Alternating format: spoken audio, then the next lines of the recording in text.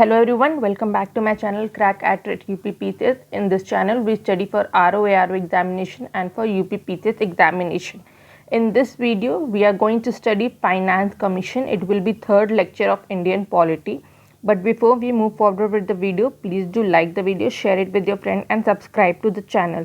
Also, there is a Telegram link below. If you like the content, you can subscribe there. You will get more quizzes and everything there itself. So please do that. Let's begin. It is the third lecture, Finance Commission. The Finance Commission is a constitutional body which is set up under Article 280 of the Indian Constitution. ये हर 5 साल पे government इसको बनाती है. Obviously president के signature से होता है एवरी 5 ईयर्स पे. एंड बेसिकली इनका काम होता है recommendation with respect to financial resources और उसका distribution between union and state. It also इसका ये भी एक बेनिफिट होता है कि ये जो है एफिशिएंसी बढ़ा देती है फिस्कल ऑटोनॉमी की, इक्विटी मेंटेन करती है and there is an efficiency between union and state government with respect to running of the country, है ना. एक अथॉरिटी होती है तो वो जो है एफिशिएंसी मेंटेन रखती है यूनियन और स्टेट गवर्नमेंट में. और ये कोऑपरेटिव एंड कॉम्पिटिटिव फेडरलिज्म भी एक देश में इंक्रीज़ करती है. अब फाइनेंस कमीशन का कॉम्पोजिशन क्या है. फाइनेंस कमीशन में बेसिकली एक चेयरमैन है और 4 अदर मेंबर्स हैं और इन सबको जो है प्रेसिडेंट अपॉइंट करते हैं. वैसे तो फाइनेंस कमीशन एवरी 5 ईयर्स के लिए होता है, हर 5 साल पे होता है, मगर जो टेन्योर है वो स्पेसिफाइड ही नहीं है हमारे कॉन्स्टिट्यूशन में. तो अगर कभी MCQ में 3 ईयर, 4 ईयर, 5 ईयर, 6 ईयर आएगा तो वैसे तो 5 ईयर्स लिखोगे, but the correct answer will be ये प्रेसिडेंट के प्रेसिडेंशियल ऑर्डर पे डिपेंड करता है. प्रेसिडेंट जब डिसाइड करता है रिमूवल का, उनको हटाने का, तो तब होता है. ठीक है. एंड जैसे UPSC में the members are not eligible for reappointment, यहाँ पे members are eligible for reappointment. Now we come to qualification. The chairman must have, जो चेयरमैन होता है उसको जो है पब्लिक अफेयर्स का एक्सपीरियंस होना चाहिए.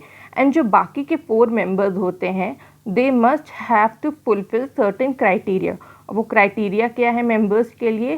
That one of them should be a high court जज और must be qualified to be a high court जज. एन इंडिविजुअल जिसके पास एक स्पेशलाइज्ड नॉलेज हो फाइनेंस एंड अकाउंट्स की गवर्नमेंट के. एक ऐसा पर्सन जो possess the experience in financial matters and administration and a person who have special knowledge of economics. ये क्राइटेरिया इसलिए हैं बिकॉज जो फाइनेंस और जो इकोनॉमिक्स है it is a very tricky and complex subject. एक आम आदमी इतनी ईजिली आप या एक IAS ऑफिसर इतनी ईजिली नहीं ये सारी रिकमेंडेशन या रिपोर्ट बना सकता है because it is a very nitty gritty subject. आपको हर चीज़ों के बारे में पता होना चाहिए. केवल GDP और NNP बोल के आप एक देश की इकोनॉमी और उसके ऊपर उसको रिकमेंडेशन नहीं दे सकते, उसकी रिपोर्ट नहीं बना सकते. ओके. और एक बात और, जो फाइनेंस कमीशन रिपोर्ट बनाती है वो डायरेक्ट पार्लियामेंट में नहीं जाती, वो प्रेसिडेंट के पास जाती है और प्रेसिडेंट उसको पार्लियामेंट में भेजता है. एंड जो रिपोर्ट्स होती हैं, जो रिकमेंडेशन होती हैं फाइनेंस की, वो जो है क्या होता है, वो एडवाइजरी के रूप में होती है. इट इज़ नॉट बाइंडिंग नहीं होती, वो एडवाइजरी होती है. उसमें से कुछ चीज़ मानते हैं और कुछ चीज़ नहीं मानते हैं. As of now currently it is 16th finance commission going on. आप मेरे को कमेंट सेक्शन में बताइएगा who is the current chairman of finance commission.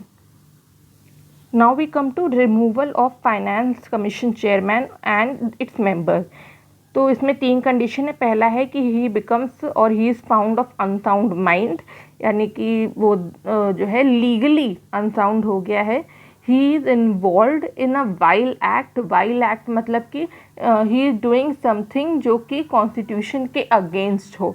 And if there is a conflict of interest हम ऐसा समझ सकते हैं कि वो एज अ फाइनेंस कमिश्नर या as a chairman finance commission के अपॉइंटेड हैं, but he get himself employed outside it and get paid for the same. ठीक है.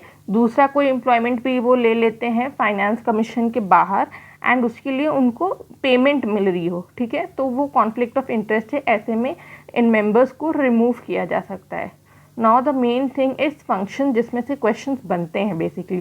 तो फंक्शन क्या है, इनका बेसिक काम है जो टैक्स आता है, जो नेट टैक्स होता है।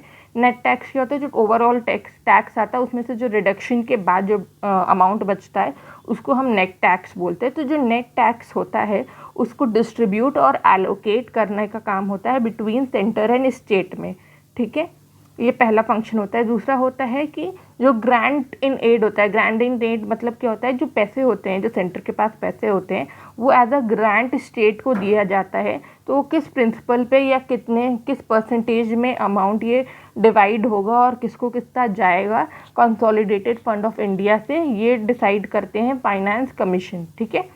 फिर ये जो कंसोलिडेटेड फंड से हम जो है panchayat as well as municipalities को भी हम जो है ग्रांट देते हैं उनके रिसोर्सेज को बूस्ट करने के लिए, और कितना जाएगा कितना नहीं जाएगा या किस पंचायत को कितना जाएगा, ये काम भी फाइनेंस कमीशन का होता है, जिसको रिकमेंड करते हैं स्टेट के finance commission. State finance commission recommend करती है हमारे जो सेंटर में मेन फाइनेंस कमीशन है उसको, एंड अपॉन दोज रिकमेंडेशन जो मेन फाइनेंस कमीशन होती है वो ये डिसाइड करती है किस पंचायत को कितने रिसोर्स की ज़रूरत है, और वो कंसोलिडेटेड फंड ऑफ इंडिया से जाता है, ठीक है। एंड लास्ट है, अगर कभी प्रेसिडेंट को किसी साउंड फाइनेंस एडवाइस की ज़रूरत होती है तो फाइनेंस कमीशन का काम है कि वो जो है वो एडवाइस प्रेसिडेंट को दे। हालांकि वो एडवाइस प्रेसिडेंट पे बाइंडिंग नहीं होती है, मतलब उनको मानना नहीं होता है, मगर हाँ वो अगर डिनाई करते हैं तो there must be a very